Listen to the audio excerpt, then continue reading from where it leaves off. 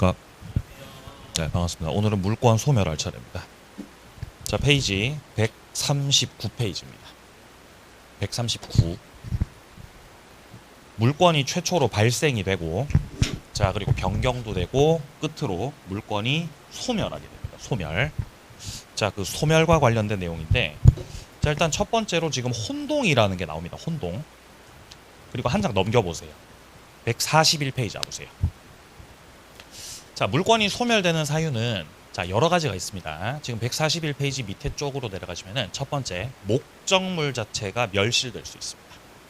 물권 객체가 물건인데 그 물건 자체가 없어졌어요. 그럼 물권도 없어진다는 거죠. 가장 대표적인 게 건물이 멸실해 버리는 거죠. 그죠? 부셔져 버려가지고. 자, 그리고 비슷한 맥락으로 동그라미 2번 단락 보세요. 토지가 포락됐다고 돼 있죠. 토지가 포락됐다는 것은 해수면에 잠기게 됐다는 겁니다. 그럼 더 이상 사적 소유 대상 될 수가 없다는 거죠. 바다가 돼버렸으니까요. 자, 그래서 지금 복구가 심히 곤란해서 토지로서 효용 상실됐다라고 하죠. 그러면 종전에 있었던 소유권은 절대적으로 소멸하게 됩니다. 자, 그리고 밑에 2번에 보시면은 소멸시효라는 게 나옵니다. 여기서 시효라는 건 시간 효과를 말하는 것이고, 시간 효과를 통해서 없어지는 걸 소멸시효라고 하죠. 자, 우리 소유권 파트에서 시간 효과로 취득하는 건 취득시효라고 하는 게 있는데, 그거랑 반대되는 개념이에요. 권리 행사를 안 하고 방치하면 없어집니다. 방치. 권리 행사를 하지 않고 계속해서 방치를 하죠. 방치. 그러면 그 권리를 보존시켜주지 않고, 보존을 시켜주지 않고 권리가 어떻게 된다고요? 소멸이 돼버린다고. 방치하면 없어져요. 여기서 방치를 10년간 하면, 권리 행사를 10년간 안 하죠. 그러면은 채권이 소멸합니다. 채권. 자, 채권이 소멸하게 된다. 자, 그런데 권리 행사를 20년을 방치하면, 20년을 방치하면요, 용익 물권이 소멸. 물권 중에서도 사용 수익을 목적으로 하는 용익 물권들 있죠. 얘네들 같은 경우 20년 방치하자 없어집니다. 자, 그래서 지금 우리 책에서 말하고 있는, 자, 동그라미 2번 단락에서 나와 있는 지상권이라든지 지역권, 얘네들이 용익 물권들이거든요. 20년 방치하자 없어집니다. 자, 근데 동그라미 1번 단락의 소유권이요, 얘는 영원합니다. 안 없어져요. 뭐가 안 없어져요? 소유권 안 없어집니다. 자, 다음 내려갑니다. 3번에 보시면은 물권 포기가 나오죠. 포기. 포기는 나 더 이상 권리 행사 안 하겠다고 의사 표시하는 거 말하는 거죠. 자, 그래서 포기를 해가지고 없애버릴 수도 있다라는 것이에요. 자, 그리고 이제 한 장 앞으로 아까 전에 처음에 물권 소멸 시작됐을 때 혼동이라는 거 있었습니다. 이렇게 해서 소멸 사유가 지금 총 몇 가지가 있죠? 4가지입니다. 첫 번째가 멸실, 두 번째가 소멸시효, 세 번째가 포기, 네 번째가 뭐라고요? 혼동이라는 거죠. 혼동. 이 중에서 유일하게 포기 있죠. 포기. 자, 141페이지 밑에 쪽 3번에 포기죠. 포기. 얘만 법률행위입니다.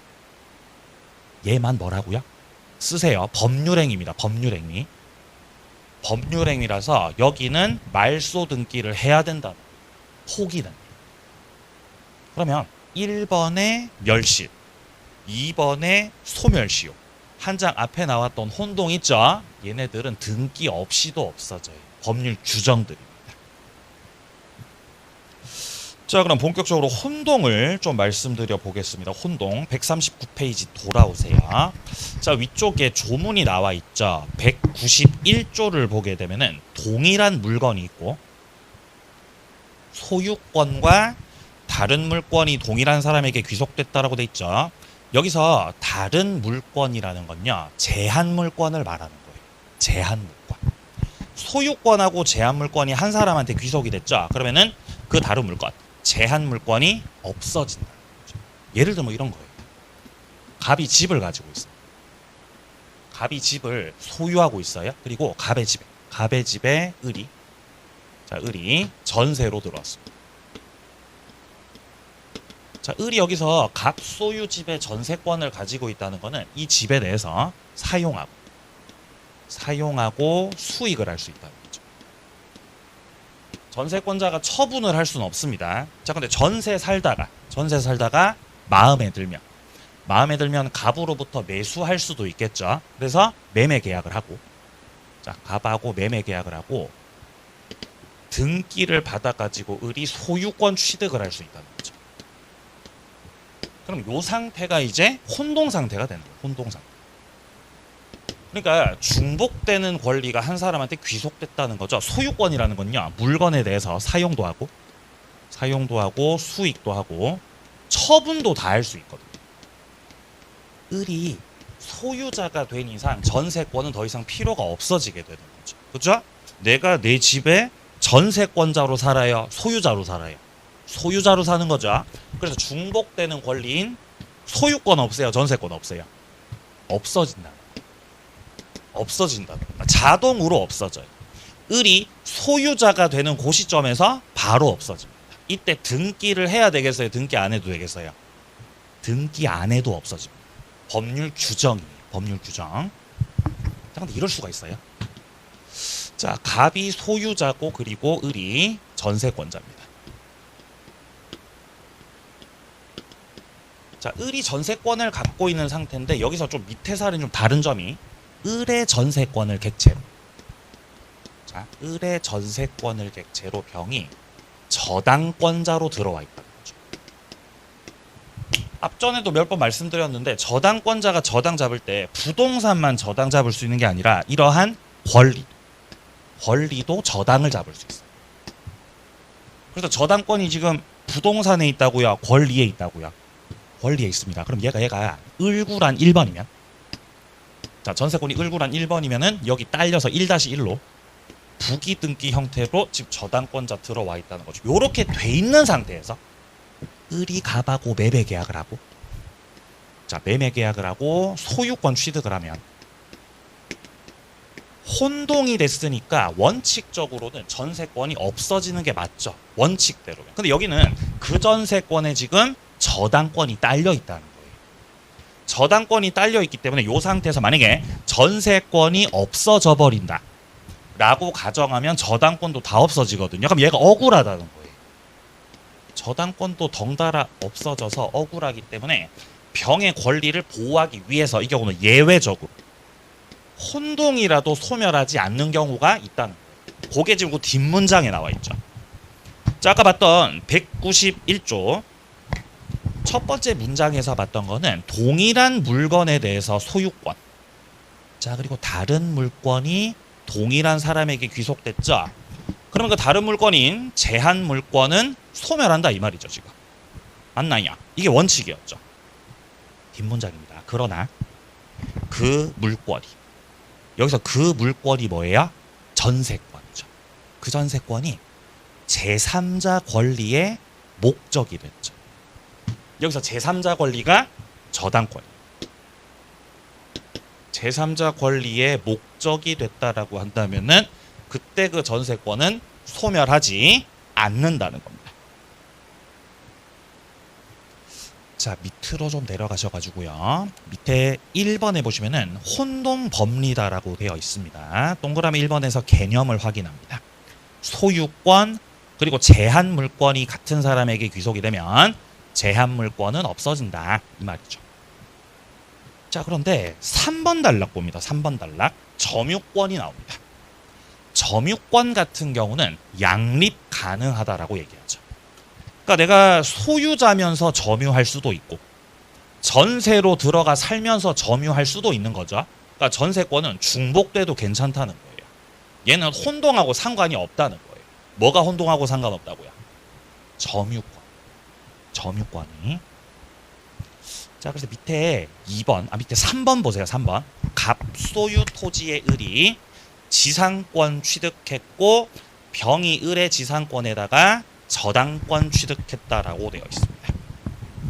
여기서 동그라미 1번 보세요. 을이 토지 소유권 취득을 하더라도 을의 지상권은 소멸하지 않는다라고 되어 있죠.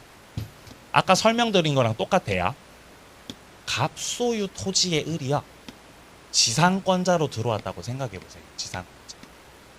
이 지상권이라는 권리도 토지에 대해서 빌려가지고 사용 수익하는 거예요. 사용하고 수익을 한다. 근데 이런 상태에서 지상권자가 빌린 땅이 마음에 들어서 갑하고 매매 계약을 하고 매매 계약을 원인으로 해서 소유권 취득을 합니다. 사용 수익 처분할 수 있는 소유권 다 가지게 되면은 요 상태가 무슨 상태가 되죠? 혼동 상태가 되는 거예요. 그러니까 뭐가 없어져야 돼요? 저 지상권 저거 없어져야 되는 거죠. 그죠? 말소등기 해야 돼, 안 해도? 안 해도 없어집니다. 안 해도. 근데 지금 요쪽 사례, 우리 책에서 말하는 사례는요.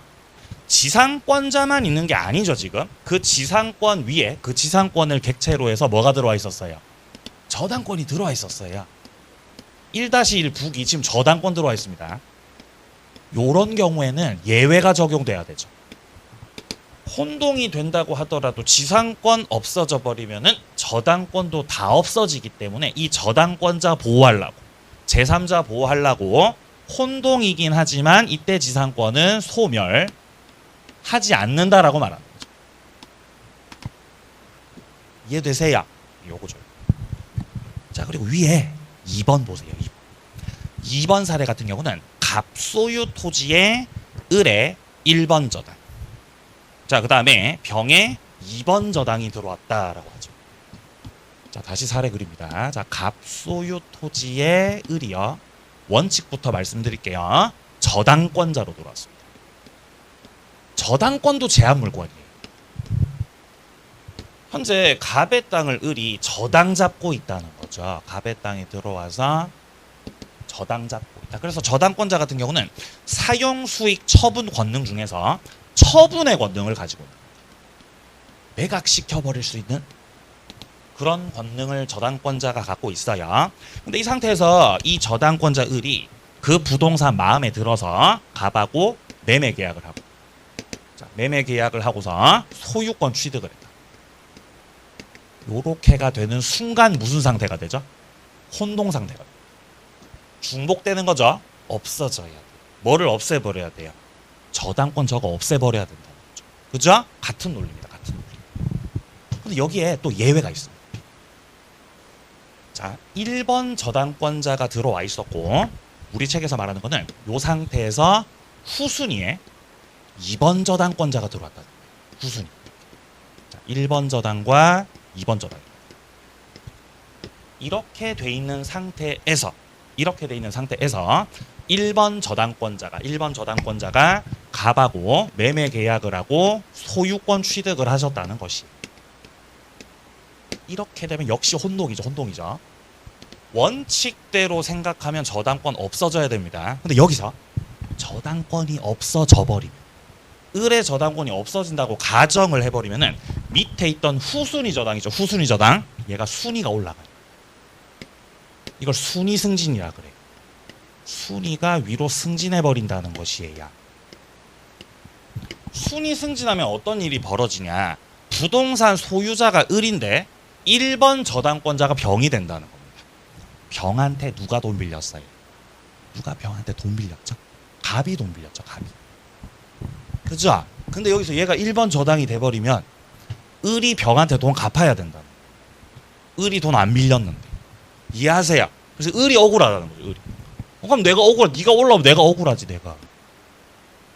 그러니까 이 경우는 순위 승진을 막고자 순위 승진하는 걸 할 수 없게끔 막기 위해서 혼동이 됐지만 이 1번 저당권은 소멸하지 않는다라고 말합니다.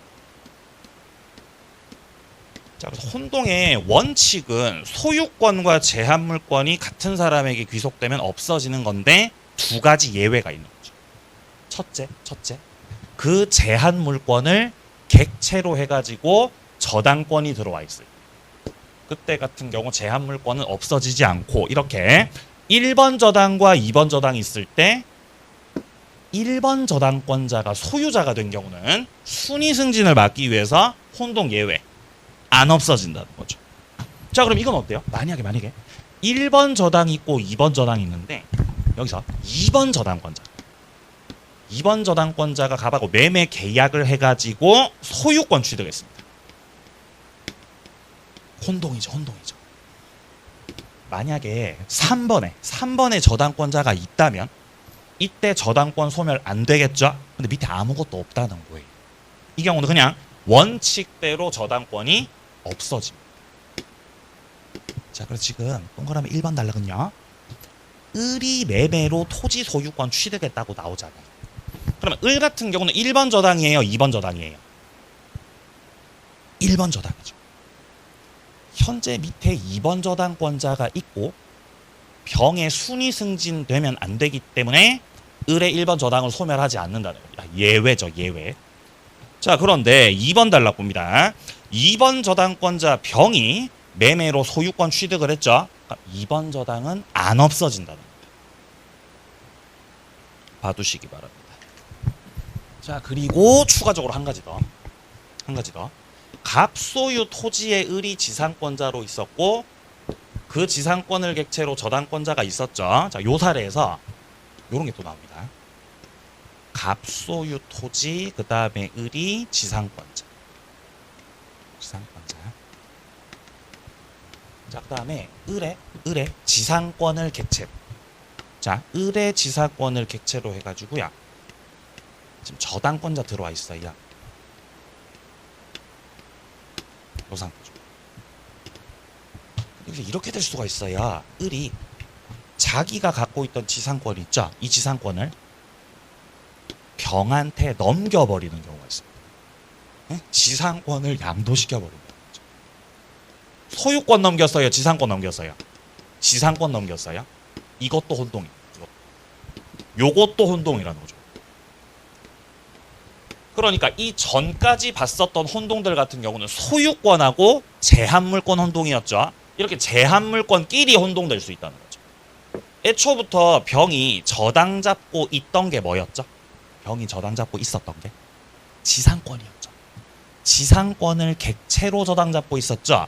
근데 그 지상권이 내게 된 거예요.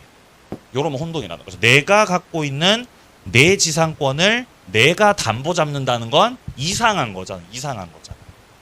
중복된 거죠. 중복된 거 없애버려야 된다는 거죠. 네? 저당권 없애요, 지상권 없애요? 뭐를 없애버리죠? 그렇죠. 저당권이 없어집니다. 말소 등기 안 해도 없어집니다. 요게 지금 위로 올라가 보세요. 자, 위로 올라가셔가지고요. 자, 위에 191조 있죠. 191조 아까 거기서 2항을 봅니다. 2항. 이 전항의 혼동 규정은 소유권 이외의 물권과 그를 목적으로 하는 다른 권리가 동일한 사람에게 귀속된 경우에 준용시킨다라고 하죠. 여기서 말하는 소유권 이외의 물권 있죠. 이거 제한물권 말하는 거예요. 제한물권과 그 제한물권을 목적으로 하는 또 다른 권리. 그 다른 권리도 제한물권이죠. 그러니까 제한물권끼리 혼동을 말하는 거죠. 사례에다가 대입시켜보면 여기서 소유권 이외의 물권. 여기서 말하는 소유권 이외의 물권은 저당권으로 보시면 되겠죠. 저당권. 그리고 그를 목적으로 하는 다른 권리. 죄송합니다. 반대로 말씀드렸습니다. 다시. 소유권 이외의 물권이 예를 들어 지상권이라면 지상권. 사례 속에서 지상권. 그리고 그 지상권을 목적으로 하는 다른 권리니까 이 다른 권리는 저당권 말하는 거죠. 그게 같은 사람한테 귀속됐다는 거죠. 없어져야 된다는 거죠. 준용시켜가지고. 요게 사례로 나오고 있는 게 밑으로 내려갑니다. 맨 밑에 3번 있죠. 3번. 여기 보시면은 동그라미 2번 단락 보세요. 저당권자 병이 을의 지상권을 취득했죠. 그러면 제한물권끼리 혼동된 거죠. 병의 저당권이 없어져야 된다는 거죠. 여기까지 혼동이었습니다. 고생하셨습니다. 넘기세요. 자, 넘겨서 4번에 보시면은 물권 변동이라고 돼 있습니다. 자, 동그라미 1번에서 말소 등기는 필요 없다는 걸 확인합니다. 법률 규정입니다. 법률 규정. 등기 안 해도 돼요. 혼동되는 순간 없어진다는 거죠. 자, 그리고 2번 단락, 동그라미 2번 단락. 혼동을 생기게 했던 원인이 취소, 해제 등으로 인해서 실효가 됐다는 거죠. 실효됐다는 건요, 무효가 됐다는 겁니다. 무효. 그러면은 소멸했던 권리가 다시 부활하는 경우도 있습니다. 자, 요 부분 설명합니다. 2번 단락 설명합니다. 자, 갑소유 부동산에 당시 사건에서 을이요 저당권자였습니다. 저당권으로 들어왔어요. 갑의 부동산을 저당 잡고 있었거든요. 자, 근데 마음에 들어서 매매 계약을 하고, 자, 갑하고 매매 계약을 하고 소유자가 된 거죠. 소유권 취득. 당연히 매매를 원인으로 소유권 취득을 하려면은 등기해야 됩니다. 등기까지 했고 소유자죠. 이러면은 무슨 상태가 됐어요? 혼동상태. 혼동돼 버린 거죠. 그래서 저당권이 소멸했던 거죠. 말소 등기 안 해도 저당권은 즉시 없어져 버려요. 자, 근데 문제는 그 이후에 혼동을 생기게 했던 원인, 혼동 생기게 했던 원인이 뭐죠? 매매거든요. 매매가 해제나 취소로 무효로 됐다는 거예요. 자, 참고로 원인 행위 매매가 무효로 돼버리면은 등기도 무효로 됩니다. 그러면은 을이 갖고 있었던 소유권이 어떻게 돼요?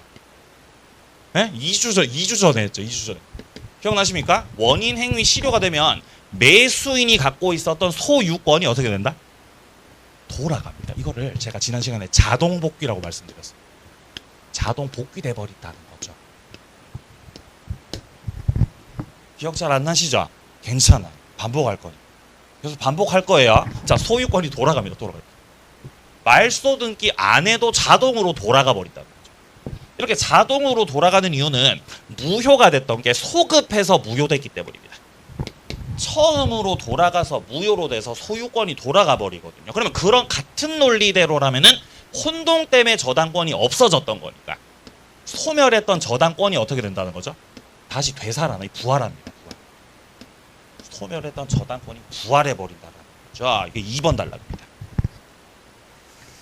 자, 그래서 동그라미 2번 단락에서 말하는, 자, 취소 해제 등으로 실효된 경우에는 소멸된 물권은, 여기서 소멸된 물권 저당권입니다. 저당권. 그 저당권은 말소 회복 등기를 하지 않았다 하더라도 자연스럽게 되살아납니다. 자, 그럼 오른쪽 이제 예제 문제를 함께 풀어보겠습니다. 예제 문제, 혼동, 물권 소멸, 옳은 것을 고르라는 문제입니다. 기억, 갑, 토지에 을이 1번 저당, 병이 2번 저당이죠. 근데 저당권자가 소유권 취득했다는 거죠. 1번 저당권자가 소유권 취득했어요. 2번 저당권자가 소유권 취득했어요. 1번 저당이죠. 그러니까 원칙대로면 저당권이 없어지는 게 맞죠. 원칙. 근데 지금은 밑에 2번 저당권자가 존재하고 있죠. 그러면 혼동 원칙이에요, 예외예요? 이거 예외거든요. 그럼 저당권 소멸해요, 소멸하지 않아요? 소멸하지 않죠. 틀렸죠, 기호. 니은 을이 갑의 토지에 지상권 설정받고. 자, 여기까지 읽었을 때 누가 지상권자죠? 을이 지상권자. 을이 지상권자. 그림 그려주세요. 을이 지상권자. 그리고 병이 그 지상권에 저당권 취득했다고 되어 있습니다. 그림 그려주세요. 자, 지금 갑이 소유자고요. 갑이 소유자고요. 갑의 토지에 대해서 을이 지상권자로 들어왔고, 그리고 그 지상권에 또 누가 들어왔고, 네, 저당권 들어온 그 상태입니다. 지금 그 상태.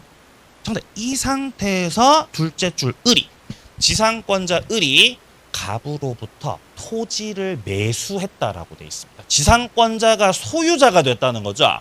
그러면 혼동의 원칙대로면 지상권이 없어지는 게 맞죠. 그런데 지금은 그 지상권에 저당권이 딸려 있기 때문에 예외죠. 지상권 소멸한다, 소멸하지 않는다. 소멸 안 해요. 틀렸죠? 이은도 틀렸죠. D끝, 갑의 토지를 을이 점유를 하다가 소유권 취득했네요. D끝에서 말하고 있는 이 소유권 같은 경우는 혼동하고 상관이 없다는 거죠. 그죠? 양립 가능합니다. 그럼 맞아요, 틀려요? 맞아요. D끝은 맞잖아요. 리을, 갑의 토지에 을이 지상권, 병이 저당권 갖고 있습니다. 그림 그려주세요. 토지 소유자 갑, 지상권자가 1번, 그다음 병은 어디에 들어간 거죠? 네? 병은 어디에 저당 잡은 거죠? 지상권 저당 잡았어요? 토지 저당 잡았어요? 어디에 저당 잡은 거죠? 자, 1번 지상권자 들어왔고요, 지금. 그림이 지금.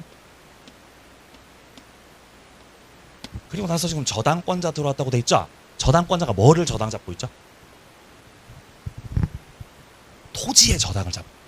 문장 잘 보셔야 돼요. 자, 갑의 토지에, 문장 잘 보셔야 돼요. 갑의 토지에 을이 지상권자로 들어왔고, 그리고 나서 병은 저당권자로 들어왔다는 문장이에요. 그러니까 1번에 지상권자가 있고, 그 다음 갑의 토지에 지금 저당권자 들어왔다. 요 문장입니다. 지금 저당권자가 지상권 담보 잡고 있는 거 아니에요. 네, 요 상태죠. 1번, 2번이죠. 1번. 자, 근데 이렇게 되어 있는데 여기서 2번 저당권자 병이 소유권 취득했죠. 그럼 혼동 원칙이잖아. 이게 2번이니까 지금. 밑에 후순위에 아무도 없지요. 후순위 아무도 없으니까 얘가 소유권 취득하면 저당권 없어짐 안 없어짐? 없어진다는 거죠. 없어진다는 거죠. 맞아요, 틀려요? 맞아요. 3번 정답이에요. 오케이, 넘기세요. 네, 질문하십시오. 어떤 상황에서요? 여기서 얘가 소유자가 되면? 네. 네, 병한테 귀속됩니다. 이제 병은 이제 매매해가지고 소유자가 되고 저당은 없어지고, 그러면 병 소유 땅에 을은 지상권자가 되는 거죠. 네, 그 상태가 돼요. 네, 그 상태. 자, 이제 뒤로 넘기셔가지고 142페이지. 자, 이제 물권법 강론 파트로 들어갑니다. 물권법 강론에서 대표 주자가 점유권입니다. 점유권. 우리가 지금까지 했던 게 물권법 총론이었고요. 이제부터 보는 게 물권법 강론입니다. 강론. 이제 개별적 물권들을 만나게 됩니다. 개별적. 민법에서 물권, 우리 시험 관련해서 정리하는 물권들 민법에서 몇 가지 있었어요? 몇 가지 있었죠? 자, 돌아갑니다. 자, 앞으로 돌아갑니다. 자, 기억을 되살립니다. 돌아갑니다.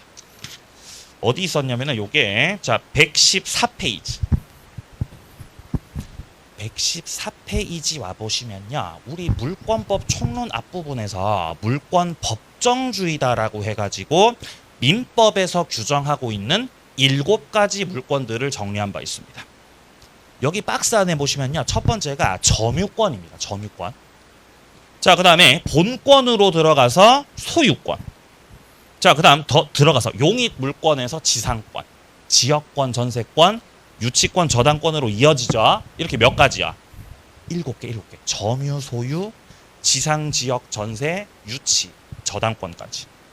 이렇게 7가지를 한 개씩 만날 거예요. 그 중에서 1번이 뭐죠? 1번이 점유권입니다. 그 점유권을 지금부터 본다는 거죠. 돌아갑니다. 142페이지로 오세요. 142페이지. 점유라는 건요. 사실상으로 지배를 합니다. 물건을 사실상 내가 지배하고 있어요. 그러면은 점유권을 인정해줘. 점유권을 인정해줘. 지금 제가 들고 있는 거 요거 분필 홀더 들고 있죠? 이거 누구 거예요? 제 거예요? 학원 거예요? 학원 거죠, 학원. 학원이 여기에 대해서 소유권 가지고 있다고. 근데 제가 지금 뭐 하고 있어요? 지배하고 있죠. 그죠? 그럼 저는 소유자는 아니지만 뭐가 있는 거죠, 저한테는? 점유권. 네? 점유권입니다.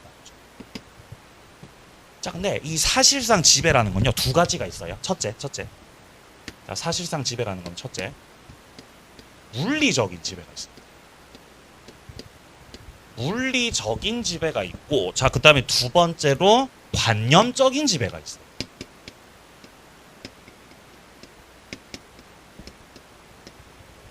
그러니까 점유의 모습도 결국 크게 둘로 쪼개진다는 거예요. 뭔가 우리가 점유를 할 때 물리적으로 지배를 해가지고 물리적 점유가 인정될 수 있고, 아니면 관념적인 지배력을 인정받아서 관념적 점유를 할 수도 있다. 자, 그래서 물리적인 지배를 하면 요때 인정되는 점유는 물리적 점유죠.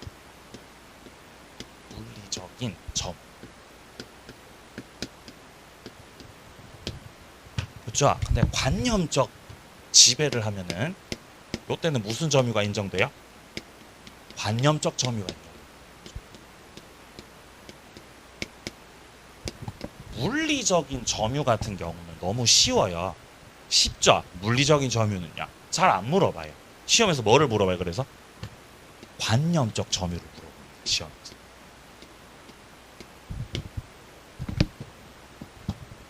제가 집에 금고가 있어요. 금고를 가지고 있어요. 근데 금고가 제 사무실에 있어요. 제 사무실. 제 사무실은 진주에 있습니다. 진주, 경남 진주. 경남 진주에 제 사무실이 있어요. 사무실. 아시겠어요? 이 금고 열면 여기에 현금이 들어가 있어요. 현금. 그래서 기분 안 좋을 때 금고를 열어서 현금을 만지면 기분이 좋아져요. 아시겠어요? 현금을 갖고 있다는 거예요. 근데 저는 지금 세종에 있잖아요. 전 지금 세종에 있죠? 그럼 제가 지금 저것들을 점유를 하고 있어요? 못 하고 있어요? 점유하고 있다, 못 하고 있다? 하고 있다. 하고 있다. 어떻게? 관념적으로 하고 있다. 이해되세요? 내가 지금 여기를 물리적인 지배를 하고 있진 않지만 제가 분명히 저 금고의 소유자죠. 그러면 관념적인 지배력은 인정을 해준다는 거예요. 법적. 제가 학원에 올 때 차를 끌고 왔죠. 차를 끌고 왔고 차를 운전해서 왔을 거 아니에요. 운전을 해가지고. 그러면 운전을 할 때 나는 자동차에 대해서 점유를 하고 있어요? 안 하고 있어요? 하고 있죠. 무슨 점유하고 있죠? 물리적 점유를 하고 있었던 거예요. 맞나요? 근데 차를 주차장에다 대놓고 나왔잖아요. 차에서 나와서 올라왔죠. 6층까지. 그럼 이제는 점유를 해야 안 해요? 한다는 거예요. 어떻게 점유한다는 거죠? 관념적. 이 관념적 점유. 이거를 물어본다는 거죠. 시험에서. 자, 예를 들어서 자, 갑이 토지를 가지고 있어요. 토지를요. 그럼 갑은 토지 소유자죠. 토지 소유자. 그럼 갑은 점유해요? 점유 안 해요? 점유하고 있습니다. 내 땅이고 내가 점유하고 있죠. 지금. 이해되세요? 근데 이 상태에서 갑이야 빌려줄 수 있어요. 자, 을하고. 자, 을하고 와의 사이에서 이 땅에 대해서 임대차 계약을 하는 거예요. 임대차로 빌려줄게요. 그래서 을한테 뭐 보증금 얼마, 월세 얼마 해가지고 땅을 빌려줘. 그러면은 을이 임차인이죠. 그럼 갑이 땅을 을한테 빌려줬잖아요. 그죠? 그럼 이제부터는 토지를 누가 점유해요? 예, 을이 점유하죠. 그죠? 예, 을이 땅을 점유합니다. 그럼 갑은 땅을 점유해요? 점유 안 해요? 점유를 한다는 거예요. 갑은 무슨 점유한다는 거죠? 오, 맞아요. 관념적 점유를 한다는 거죠. 그죠? 이걸 시험에서 물어본다는 거죠. 갑이 여기서 땅을 을한테 빌려줬다는 거는 일단 인도시킨 거거든요. 인도를 시켰으니까 갑은 토지에 대해서 지배력이 없는 거 아닙니까? 갑한테 왜 점유권 인정해준다 그럽니까? 왜냐면은 임대차 계약이 나중에 끝나면 이 계약 끝나죠? 그럼 결국 을은 땅을 갑한테 돌려줘야 된다는 거예요. 그러니까 갑의 이 땅에 대한 그 지배력이 없어졌다, 여전히 남아있다고. 그래서 갑도 점유한다는 거예요. 이런 게 어려운 거죠. 그래서 여기가 어렵다는 거죠. 여기 때문에 우리가 헷갈린다는 거예요. 근데 분명히 갑이 하는 점유하고 을이 하는 점유에 모습은 차이가 있기 때문에 여기서 을의 점유를 뭐라고 하냐면은 직접 점유라고 해요. 구별하기 위해서. 임차인의 점유를 직접 점유라고 하고, 그러면 갑의 점유는 뭐라 그러죠? 간접 점유라고 합니다. 그래서 간접 점유라는 것이 관념적 점유를 가장 잘 드러내는 개념입니다. 자, 책을 잠깐 확인하겠습니다. 자, 일단 먼저 의가 나오고요. 192조 1항을 확인합니다. 사실상 지배를 하면 점유권 인정된다라고 규정돼 있죠. 거기서 사실상 지배에다가 줄 치세요. 사실상 지배. 거기다가 줄 치시고요. 걷다가 사실상 지배는 두 가지를 뜻한다 그랬어요. 그죠? 무슨 지배하고 물리적 지배하고 관념적 지배 두 가지 포함된 거예요. 포함된 거. 여기다 써놓으세요. 물리적인 거 플러스 관념적인 거 포함돼 있다. 개념적으로. 자, 그리고 오른쪽으로 가보세요. 오른쪽 가셔가지고 오른쪽 페이지 밑에 2번에 보시면은 방금 설명드린 간접 점유자라는 게 나오고 있습니다. 자, 194조를 확인합니다. 지상권, 전세권, 질권은 무시합니다. 질권 시험 범위 아닙니다. 무시합니다. 자, 그 다음에 사용대차, 임대차, 임치 이런 관계를 통해서 타인으로 하여금 물건을 점유하게 했다는 거죠. 그럼 요 사람한테 간접으로 점유권 인정된다고 말하고 있습니다. 여기 둘째 줄에 물건을 점유하게 한 자, 점유하게 한 자라는 거는 이거를 물건을 건네받았다는 거예요? 건넸다는 거예요? 건넸다는 거죠. 그러니까 임차인 말하는 거다? 임대인 말하는 거다? 임대인 말하는 거죠. 그 임대인한테 간접으로 점유권 인정해 주겠다라고 규정을 두고 있는 겁니다. 자, 근데 여기서 임대차만 있는 게 아니라 여러 가지가 있어요. 지금 잘 보시면. 자, 갑이요. 땅을 을한테 빌려줄 때 임대차로만 빌려줄 수 있는 건 아니죠. 예를 들어서 갑이요. 전세 계약을 할 수도 있죠. 땅을 전세 계약을 해가지고 을한테 빌려줄 수 있거든요. 그럼 을이 전세권자죠. 아니면 지상권으로 빌려줄 수 있어요. 그럼 을은 땅에 대해서 지상권자로 들어오는 거죠. 아니면 갑이요. 임대차 말고 사용대차로 빌려줄 수도 있어요. 여기서 임대차가 됐든, 자, 임대차가 됐든 사용대차가 됐든 둘 다 대차, 빌려주는 거거든요. 둘 다 빌려주는 거예요. 차이는 임대차 같은 경우는 임대료 받고 빌려주는 거예요. 유상이라는 거예요. 임대료 받고 빌려주고. 자, 그런데 사용대차 같은 경우는 임대료 안 받고 그냥 공짜로 빌려주는 걸 사용대차라고 해요. 그러니까 임대료를 받냐 안 받냐의 차이가 있을 뿐 빌려주고 건넸다는 건 똑같죠. 그런 맥락에서는 같다는 겁니다. 아니면은 임치라고 하면 임치라고 하는 계약은 맡기는 계약을 말하는 거예요. 맡기기.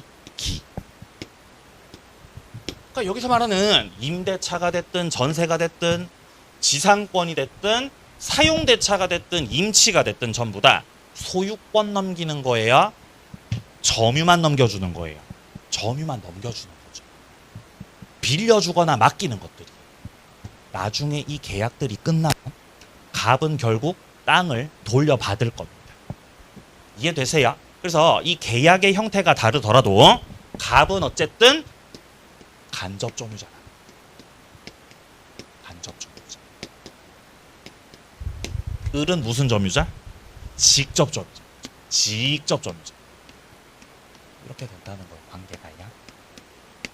그래서 이렇게 직접점유하고 간접점유를 만드는 이런 관계들. 이런 여러 가지 계약 관계들이 존재할 수 있겠죠. 자, 이런 계약 관계들을 점유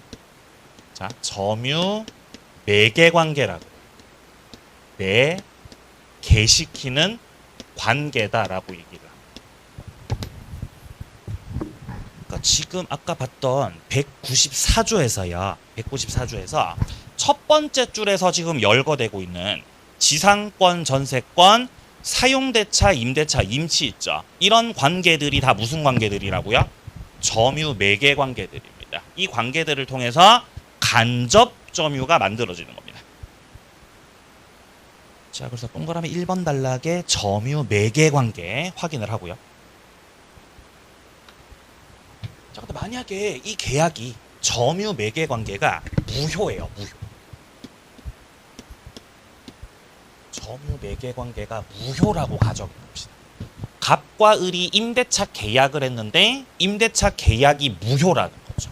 그러면 점유 매개 관계가 무효니까 직접 점유하고 간접 점유는 없어지는 거 아닙니까? 라고 생각할 수도 있겠죠. 근데 임대차가 무효이더라도 현재 을이 점유를 하고 있다는 거에는 변함이 없다는 거죠. 갑이 땅을 돌려받아야 된다는 것도 변함이 없는 거죠. 그래서 무효라고 해도 직접 점유, 간접 점유는 그대로 유지됩니다.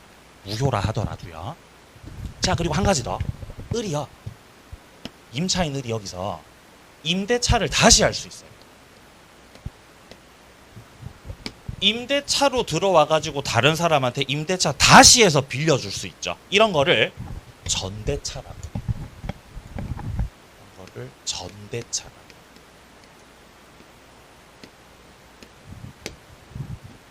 병이 전차인으로 들어와요. 그러면은 을이 점유해요, 병이 점유해요? 병이 점유하죠.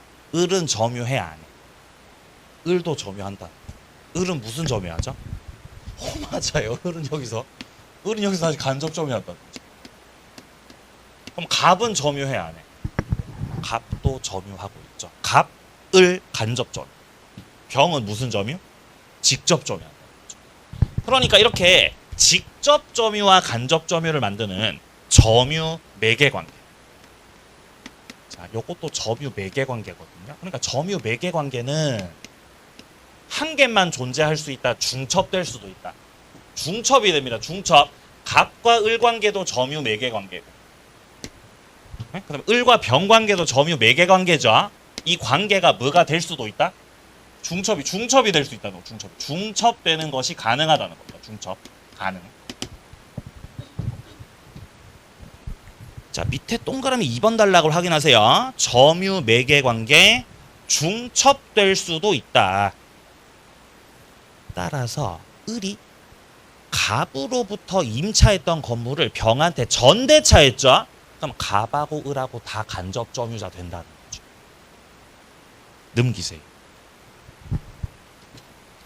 넘기시고요. 4번 단락. 동그라미 4번 단락. 점유 매개 관계는 유효여야 된다. 유효 아니어도 된다. 유효 아니어도 돼요. 무효라도 직간접 점유 인정된다는 거죠. 자, 그 다음에 7번 보시면 7번. 아직은 안 했지만요. 시효 취득이라는 제도가 있습니다. 시효 취득. 시효 취득이라는 걸 하려면은 점유를 해야 됩니다. 점유. 근데 그 점유가 직접 점유여야 되냐, 간접 점유여야 되냐 상관없다는 거예요. 간접 점유로도 할 수 있다는 거예요. 8번 보세요. 유치권. 유치권 하려면 또 점유해야 되거든요. 그럼 직접으로 해야 돼, 간접으로 해야 돼? 상관없다는 거죠. 상관없다는 거죠. 9번 보세요. 임차인이, 주택 임차인이 대항력을 취득하려면은 그 해당 주택의 거주, 즉 점유를 해야 되거든요. 그때 그 점유는 직접으로 해야 돼, 간접으로 해야 돼? 상관없다는 거죠. 상관없다는 거죠. 자, 그래서 간접 점유. 간접 점유라고 문장이 나왔어요. 그러면 이걸 어떻게 인식하시면 되냐면은 점유자라고 인식하죠. 점유자. 점유자하고 똑같아요. 직접 점유자나 간접 점유자나 똑같다. 그럼 간접 점유자는 왜 점유자인 거죠? 간접 점유자 왜 점유자예요? 점유자라서 점유자. 그 단어 자체에서 점유자라고 말하고 있잖아요. 그러니까 문제 풀 때 간접 점유자가 나와요. 그럼 뭐라고 하시면 돼요? 점유자야 라고 하시면 돼요. 점유자. 그럼 묻겠습니다. 아까 전에 물건에 대해서 사실상 지배력을 행사를 하면 민법에서 뭐를 인정해 준다고? 점유권 인정해 준다 그랬잖아. 맞나요? 점유권 인정해 줍니다. 그리고 점유권을 가지고 있으면은 그 점유권으로 물권적 청구권 행사를 할 수 있어요.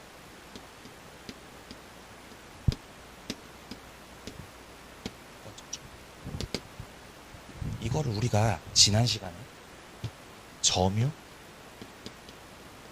보호, 청구권이라고 했었어요. 기억나세요? 기억 안 나죠? 기억 안 나죠? 우리 기억을 되살리기 위해서. 자, 우리 기억을 되살리기 위해서 앞으로 돌아갑니다.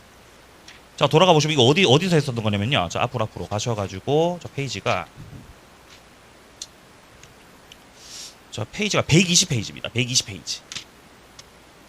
120페이지 보기 전에 자, 두 장 더 앞으로 와서 자, 117페이지 와보세요. 117페이지.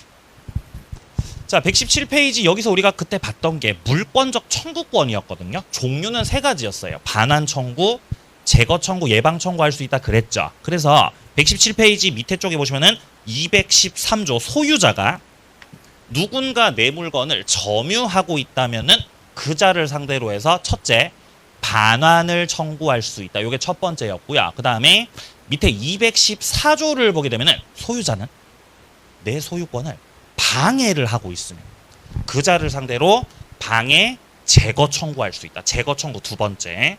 자, 그 다음에 이어서 방해할 염려가 있으면은 예방 청구할 수 있다 그랬죠. 예방 청구가 세 번째였거든요.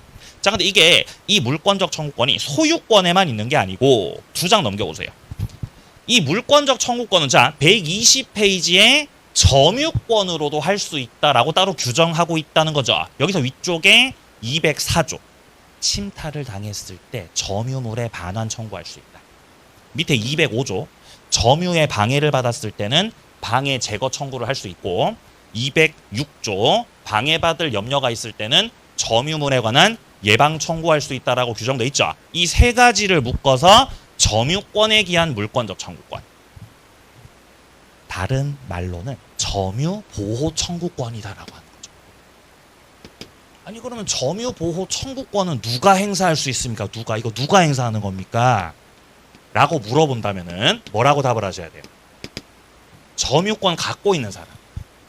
어떤 물건에 대해서 사실상 지배를 해서 점유권 갖고 있는 사람이 점유보호 청구권 행사를 할 수 있는 거예요. 그럼 묻겠습니다. 점유보호 청구권은 직접 점유자가 할 수 있겠어요? 간접 점유자가 할 수 있겠어요? 누가 할 수 있는 거죠? 그럼 간접 점유자는 점유보호 청구권 행사를 할 수 있다, 할 수 없다? 할 수 있다, 할 수 없다? 할 수 있다고 하셔야 돼요. 간접 점유자도 뭐라서? 점유자라서 점유자 아니라서. 점유자 맞아요. 점유자 맞아요. 자, 간접 점유자도 점유자가 맞기 때문에 그 간접 점유자도 자, 방금 말씀드렸던 점유 보호 청구권 행사를 할 수 있다고 할 수 없다고. 할 수 있어. 그러니까 시험에서 간접 점유자가 나오죠. 그럼 점유자야 하고 푸셔야 돼. 점유자 맞아요. 그래서 아까 전에 유치권 할 때 점유를 해야 돼. 근데 그 점유는 간접 점유로 해야 돼, 직접 점유로 해야 돼. 둘 다 상관없다는 거예요. 대항력을 취득하려면요. 주택임차인 대항력 취득하려면은 점유를 해야 된단 말이에요. 직접 점유로 해야 돼, 간접 점유로 해야 돼. 상관없다는 거예요. 한 개 더 있었죠? 점유 취득 시효. 아직 공부 안 했지만 조금 이따 할 거예요. 점유 취득 시효를 할 때도 점유를 해야 되거든요. 요때도 마찬가지입니다. 직접 점유로 해야 돼, 간접 점유로 해야 돼. 둘 다 상관없다고요. 그래서 간접 점유하는 형태로도 요런 다른 제도들에도 아주 동일하게 다 적용되는 거다. 요렇게 인식하셔야 됩니다. 자, 다시 돌아가 볼게요. 자, 간접 점유로 돌아가 볼게요. 자, 그래서 144페이지에서요. 자, 144페이지에서 여기서 위에 동그라미 7번, 8번, 9번 있죠. 7번에서 말하는 시효 취득, 8번에서 말하는 유치권, 9번에서의 주택임차인 대항력, 이거 전부 다 간접 점유로도 가능하다. 간접으로 해도 된다. 이 말입니다. 자, 그러면 문제 한 개 풀고 쉽게요. 밑에 예제 문제 풀게요. 간접점유 틀린 겁니다. 자, 1번 선단은 우리가 주택임대차 보호법을 보게 되면은 주택임차인이 대항력 취득하려면은 해당 주택을 인도받아야 됩니다. 인도 줄칩니다. 인도를 받아야 된다는 건요. 점유를 해야 된다는 거예요. 점유를. 근데 이때 임차인이 간접점유로 이 점유 취득하는 경우에도 요거 인정된다고 안 된다고? 인정이 된다는 거죠. 인정이 된다는 거죠. 간접으로. 그럼 2번도 충분히 볼 수 있겠죠. 2번 점유 취득 시효 할 때도 그때 그 점유를 할 때도 간접으로 해도 돼요. 간접으로 해도 돼요. 3번 직접 점유자 줄칩니다. 씁니다. 임차인. 직접 점유자 누구라고요? 임차인. 그 점유를 임의로 양도했다. 임의로 양도 줄칩니다. 무단전대차. 근데 그 점유 이전이 간접점유자 줄칩니다. 간접점유. 임대인을 말하는 거죠. 그러니까 임대인이 하지 말라고 했는데 임차인이 자기 멋대로 딴 사람한테 빌려줬다는 거잖아요. 그죠? 그럼 그거 침탈이에요? 침탈 아니에요? 침탈 아니라는 거죠. 침탈의 뜻이 뭐였죠? 훔친. 그죠? 예. 갑이 을한테 뭔가를 빌려줬어요. 뭘로 해볼까요? 예를 들어 뭐 토지로 해볼까요? 토지. 자, 을이 토지 빌렸어요. 을이 임차인이에요. 임차인. 근데 이 상태에서 만약에 병이야. 제3자 병이 을을 몰아대고 을을 쫓아내버리고 땅을 점유해서 가져왔다면은 이거는 병이 뭐 한 거죠? 침탈한 겁니다. 병이 침탈을 했다면은 침탈자한테 나가라고 점유물 반환 청구할 수 있어요. 무슨 청구할 수 있다고요? 점유물. 야, 내가 점유하고 있던 거를 이 나쁜 놈아 반환해라. 침탈자 나쁜 놈아 반환 청구할 수 있어요. 이까지 오케이? 갑이 할 수 있어요? 을이 할 수 있어요? 땡. 누가 할 수 있죠? 을, 땡. 누가 할 수 있죠? 둘 다 할 수 있습니다. 둘 다 할 수 있습니다. 한 번 더 말씀드립니다. 간접 점유자도 점유자라고요. 그래서 간접 점유자도 뭐 행사할 수 있다? 요거 행사할 수 있다. 아니 그러면 갑은 지금 간접 점유자거든요. 을은 무슨 점유자고요? 직접 점유자고요. 그럼 갑이 점유자예요? 을이 점유자예요? 둘 다 점유자예요. 둘 다 행사할 수 있어요. 을이 여기서 야, 너 왜 침탈하냐 이 나쁜 놈아? 점유물 반환 청구권 행사할 수 있고 을만 행사할 수 있는 게 아니고 누구도 할 수 있고 갑도 할 수 있다. 일단 요 포인트는 이해되시죠? 자, 그런데 만약에요. 자, 갑과 을이 임대차 계약을 했고 을이 토지를 점유하고 있다가 을이 이거를 다른 사람한테 자기 멋대로 빌려줬다. 정하고 계약해가지고 야, 내 빌려줄게. 전대차 했다는 거죠. 전대차를 해가지고 얘가 점유를 하고 있는 거예요. 이거 직접 점유예요? 간접 점유예요? 직접 점유죠. 근데 갑의 의사에 반해서 전대차 했다는 거죠. 그래서 무슨 전대차라고 할까? 무단 전대차라고 하는 거죠. 갑이 열받죠. 그래가지고 나 너한테 빌려준 적 없는데 너 왜 저기 점유하고 있냐? 나가라고 점유물 반환 청구 할 수 있어요? 할 수 없어요? 침탈이라서 침탈 아니라서 침탈 아니라는 거죠. 정 같은 경우는 을 땅에 들어가서 쫓아내서 점유를 시작했어요. 나름대로 계약을 한 거예요. 나름대로 계약을 했다는 거죠. 병하고 정의 점유 시작이 다르다는 거죠. 이해하세요? 그래서 이거 침탈 아니라는 거죠. 문장 다시 볼게요. 지금 3번 단락에 3번 선다에서야 직접 점유자 즉 임차인이 그 점유를 임의로 양도했다고 돼 있죠. 이 무단전대차 이거 해가지고 지금 딴 사람이 점유를 하고 있다는 거죠. 근데 이거는 갑의 입장에서는 마음에 안 들 수 있겠지만 그렇다고 해서 이게 침탈이라고요? 침탈은 아니라고요? 그건 아니라는 거죠. 침탈은 아니, 훔친 건 아니야. 기분은 나쁘시겠지만요. 4번 선다. 맞아요, 틀려요? 4번 맞아요, 틀려요? 틀렸습니다. 4번 정답입니다. 당연히 틀렸습니다. 4번. 5번 내려갑니다. 점유 매개 관계가 무효네요. 임대차 계약이 무효네요. 그러면 간접 점유 인정된다, 인정 안 된다? 그래도 인정된다. 무효라도 인정된다는 거죠. 자, 고생하셨고요. 자, 이어지는 143페이지에 중간에 점유 보조자라는 거 보이십니까? 여기도 좀 설명드려야 되거든요. 좀 쉬었다가 보도록 하겠습니다.